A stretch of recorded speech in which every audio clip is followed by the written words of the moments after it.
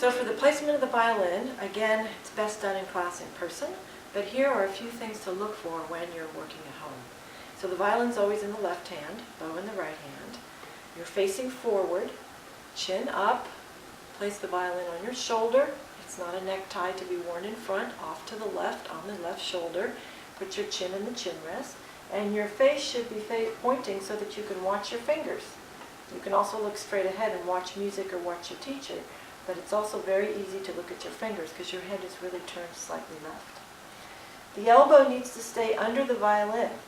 So I'm going to turn slightly this way so you can see that. It doesn't have to be way under, and the position of the elbow will change depending on what string you're playing on. But no elbow like this, no chicken elbow. And then finally, the placement of the hand. This thumb, the left thumb, shouldn't be sticking up like this. It's not a grip where the violin neck sits in the curvature between the thumb and the fingers. The violin neck is up a little higher, and so the thumb is right behind here, not sticking up. This part of the index finger is against the neck of the violin. And also your wrist, there's a tendency to let it cave in. It should not cave in. It should be nice and straight there. So those are things to look for when you're at home.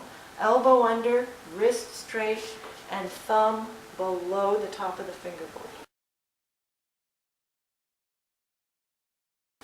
When you're holding your violin properly, you should be able to remove your left hand and put it on your right shoulder, because it's really between your chin and shoulder that you're playing the violin. This hand is for fingering, not so much for holding the violin. And it's a good idea to practice on a carpeted surface. If you ever drop the violin or the bow, there's less chance of it getting damaged.